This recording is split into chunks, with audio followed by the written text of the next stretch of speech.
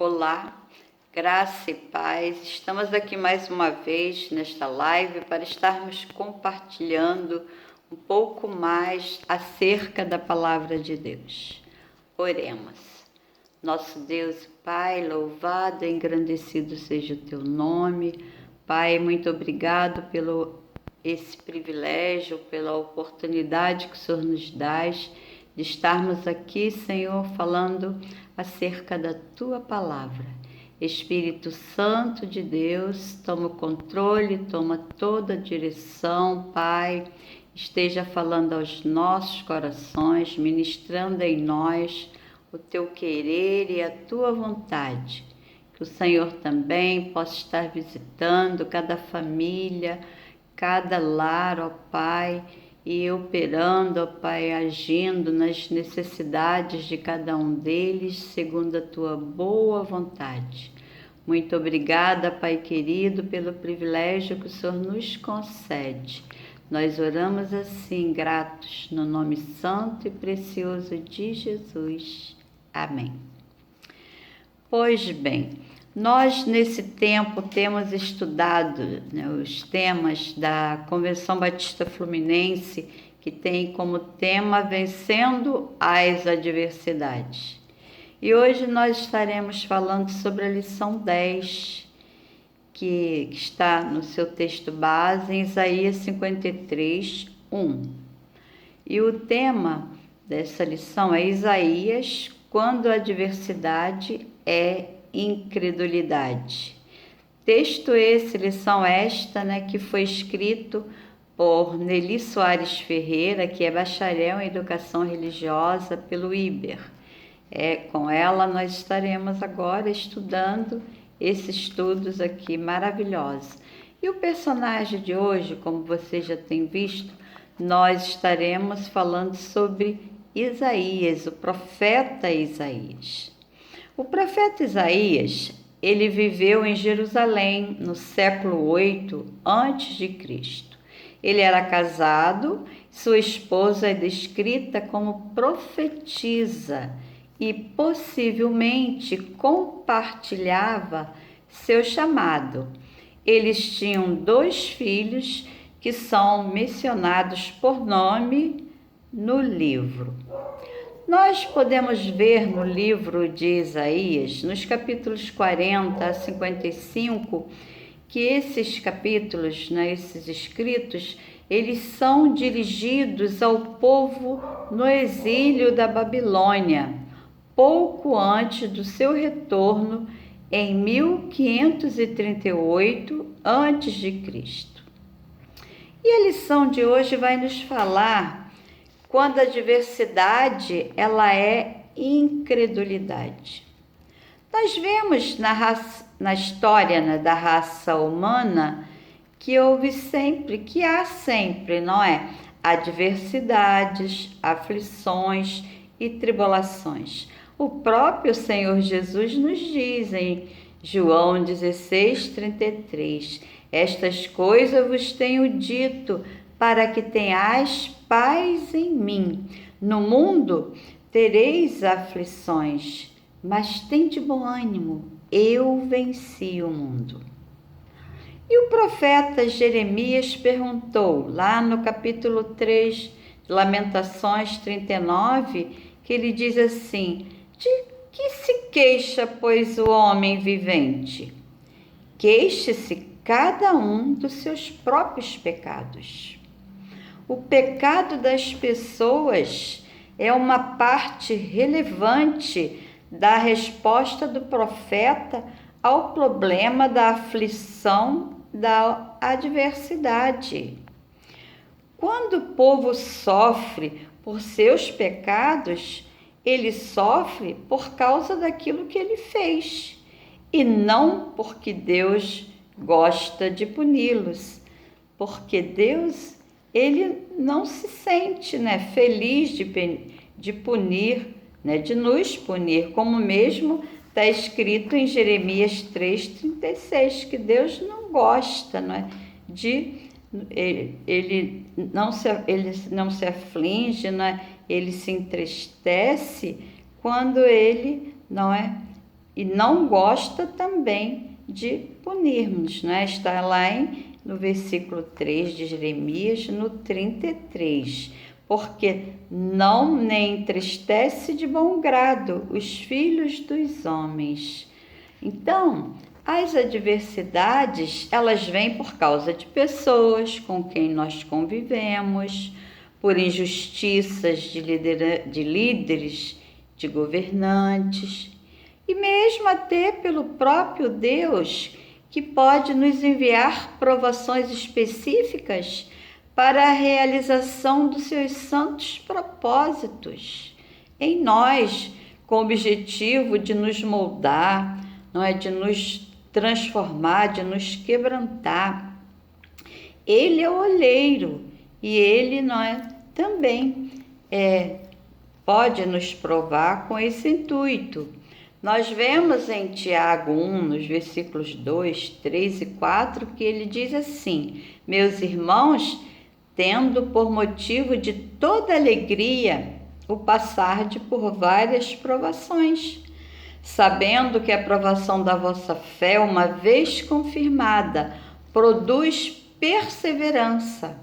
Ora, a perseverança deve ter ação completa para que sejais perfeitos e íntegros e em nada deficiente.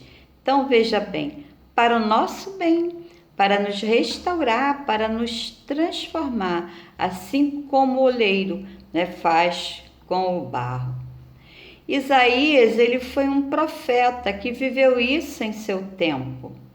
Isaías, ele começa a narrativa do capítulo 53 com duas perguntas. Quem creu em nossa pregação? E a quem foi revelado o braço do Senhor? Spurgeon, o famoso pregador britânico, ele descreve o capítulo 53 de Isaías com uma Bíblia em miniatura, o Evangelho em sua essência. E Isaías, ele expõe o princípio da substituição, que só pode proporcionar, não é, esperança ao homem perdido. Isaías, então, ele começa exclamando: quem crê nisso? Quem creu no que pregamos? Então, a verdadeira resposta para essa pergunta é: ninguém. Porque a segunda pergunta, ela se propõe a explicar por que é assim, por que ninguém recebeu a mensagem. Então, a explicação é porque não pode haver crença sem que primeiro aconteça a revelação divina. E o Senhor Jesus nos diz em João 16:8 que é o Espírito Santo que convence o homem do pecado, do juízo e da justiça. Então, o não discernimento de quem é o servo sofredor, o profeta pergunta: a quem foi revelado o braço do Senhor? O braço aqui é uma metáfora que designa o seu poder e a sua onipotência. E a pergunta é: quem poderia ter imaginado que o poder libertador do Senhor, ele seria assim? A notícia, ela foi propalada por profetas, por homens santos que anunciaram, e essa mensagem está contida nas escrituras proféticas. A apresentação da mensagem, ela foi clara. Entretanto, a mensagem caiu em ouvidos surdos. O povo, eles mostravam-se rebeldes, inflexíveis. A atitude deles era de quem queria acumular riquezas e conforto para si. E eles negaram-se a confiar em Deus. Eles confiavam nas suas próprias forças, confiavam nas alianças que eles tinham com as nações pagãs. Então, o que foi revelado era verdadeiro, mas foi tido como incrível. E o servo, ele foi rejeitado. João 1,11 nos diz que ele veio para que eram os seus, mas os seus não o receberam. Então, sem essa revelação divina, quem acreditaria que esse indivíduo, com seu nascimento e vidas terrenos, em sua aparência inexpressiva, era o braço do Senhor? O braço do Senhor é o próprio Senhor em todo o seu poder. E a incredulidade, ela impede as bênçãos do Senhor sobre nós e sobre aqueles que nós amamos. A incredulidade, ela é falta de fé em Deus e em sua provisão. A incredulidade, ela é desobediência às ordens claras de Deus. A incredulidade, ela não desfaz a fidelidade de Deus, como está escrito em Romanos 3:3, mas ela afeta a capacidade individual de receber os benefícios de tal fidelidade, da fidelidade de Deus. E isso nós lemos que a falta de fé de muitos israelitas impediu deles verem a terra prometida. Em Hebreus 3,19 nos diz: vemos, pois, que não puderam entrar por causa da incredulidade. Lemos também que a incredulidade dos nazarenos não permitiu que eles testemunhassem os milagres de Jesus. E nos diz Mateus 13:58, e Jesus não fez ali muitos milagres por causa da incredulidade deles. Os descrentes, eles limitam ao que pode ver ou mesmo conhecer. Mas a Bíblia ensina que tudo é possível ao que crer. Nós vemos isso ali na narrativa de Marcos 9:23, que fala da cura do jovem possesso. O pai do menino disse a Jesus: se podes alguma coisa, tem compaixão de nós e ajuda-nos. Está em Marcos 9:22. Se podes, ele faz essa pergunta a Jesus, não é? A fé daquele pai, ela era uma fé fraca. Então Jesus disse ao pai aflito: se podes, tudo é possível que crê. Jesus, ele pode todas as coisas. E o homem disse: eu creio, ajuda-me na minha incredulidade, na minha falta de fé. Está em Marcos 9:24. Então, Cristo levou aquele pai a buscar ajuda dele contra a incredulidade. A incredulidade também é desobediência e rebelião. Ela é uma afronta direta contra a vericidade de Deus. Em 1 João 5,10 nos diz que aquele que crê no Filho de Deus tem em si o testemunho, e aquele que não crê, não dá crédito a Deus, o faz mentiroso, porque não crê no testemunho que Deus dá acerca do seu Filho. E também os filhos de Israel, eles não puderam entrar no descanso oferecido por Deus por dois motivos. Faltava-lhes a fé. Em Hebreus 3:11 nos relata isso, porque eles não puderam, porque eles não tiveram fé. E eram também desobedientes. Está em Hebreus 4:6 que nos diz o seguinte: visto, portanto, que resta entrarem alguns deles, e que por causa da desobediência não entraram aqueles aos quais anteriormente foram anunciadas as boas novas. Então, perderam o privilégio das bênçãos, porque eles foram incrédulos. E nós vemos também que na desobediência, que a incredulidade encontra sua expressão prática. E o Senhor nos exorta em Hebreus 3,12: tende cuidado, irmãos, jamais aconteça haver em qualquer um de vós perverso coração de incredulidade que vos afaste do Deus vivo. Exortação do Senhor a nós. As boas novas não terminam quando somos convertidos a Cristo. Calvino, ele disse, somos parcialmente não crentes ao longo de toda a nossa vida.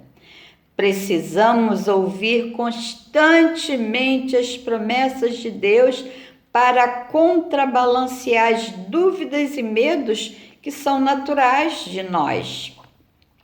Precisamos, portanto, perseverar em nossa fé e vivê-la em nosso dia a dia, para que por meio de nós as pessoas venham conhecer ao Senhor. Em Hebreus 11 diz que a fé já estava presente na experiência de muitas pessoas no Antigo Testamento, como elemento essencial de sua vida espiritual. No Novo Testamento, a fé engloba vários níveis de compromisso. Agora, a fé salvífica genuína é a união íntima com Cristo, é ter esperança em Cristo e entregar-se a Ele. Essa fé, ela envolve dependência pessoal na obra concluída do sacrifício de Cristo como única base para o perdão de pecados e a entrada no céu.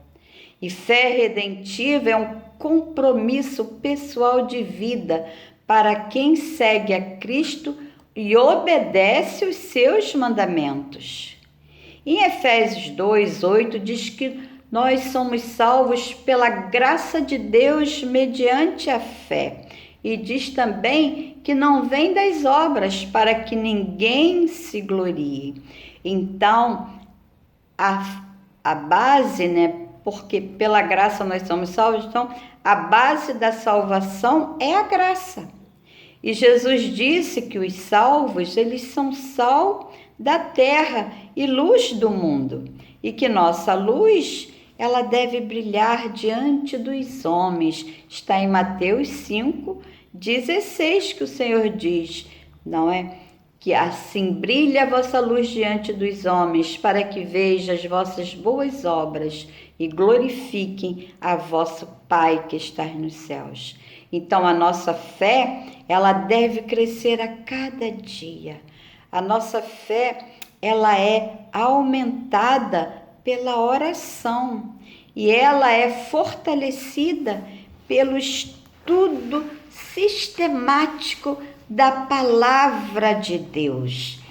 Então, o Billy Graham, ele disse que a fé salvadora, ela tem uma qualidade que a distingue. É uma fé que produz obediência e modifica um estilo de vida. Crer e obedecer andam lado a lado. Que o testemunhar não é algo que fizemos, é algo que somos. Então, nós recebemos e mantemos uma forte confiança contemplando a Cristo com a fé em sua glória, em seu trabalho completado, e sendo assim, Ele está intercedendo por nós e levando em seu corpo as marcas da nossa redenção. E Paulo também nos exorta em 2 Coríntios 13:5 que nós devemos de examinar nossa vida pela evidência da salvação. Então, que diz assim, não é? Examinai-vos a vós mesmos se realmente estáis na fé, e provai-vos a vós mesmos. 2 Coríntios 13, 5. Então, examinar a nossa vida pela evidência da salvação. Também deve incluir confiança em Cristo, Hebreus 3:6, e também obediência a Deus. Em Mateus 7:21, Jesus disse que nem todo que diz Senhor, Senhor entrará no meu reino, mas aquele que faz a vontade do meu Pai. Então, a obediência a Deus e também o crescimento na santidade. Hebreus 12:14 diz que sem santificação ninguém verá a Deus. E 1 João 3:3 diz: e a si mesmo se purifica todo que nele tem esta esperança, assim como ele é puro. Então, também devemos, evidenciar a cada dia o fruto do Espírito Santo em nós, que está em Gálatas 5:22, 23. Também o amor entre os irmãos deve haver entre nós. 1 João 3:14, que nos diz: nós sabemos que já passamos da morte para a vida porque amamos os irmãos, e aquele que não ama permanece na morte. Então, esses são as evidências que deve haver em nós. A influência positiva sobre outras pessoas, conforme Jesus diz em Mateus 5:16, que nós já falamos, não é? Assim brilha a vossa luz diante dos homens, para que veja as vossas boas obras e glorifique a vosso Pai que está no céu. E o testemunho do Espírito Santo de Deus dentro de nós, que diz assim no Romanos 8:16, que o próprio Espírito, ele testifica com o nosso espírito que somos filhos de Deus. Então, assim, irmãos, cada dia crescendo em fé, buscando na oração o fortalecimento da fé, também no estudo da palavra de Deus, para que vivamos uma vida que agrade ao Senhor a cada dia de nossas vidas. Amém? Oremos. Pai, muito obrigado por este momento, pela Tua palavra nos nossos corações. Continue ministrando nos nossos corações, fazendo em nós o Teu querer e a Tua vontade, que a cada dia, ó Pai, busquemos ao Senhor em oração, em termos um relacionamento íntimo contigo, através do estudo da Tua palavra. Deus, a cada dia crescendo em graça, em fé, diante do Senhor e dos homens. Ajuda-nos, ó Pai, a cada dia, Pai, a vivermos de modo que lhe dê prazer. Nós oramos gratos a Ti, em nome de Jesus. Amém.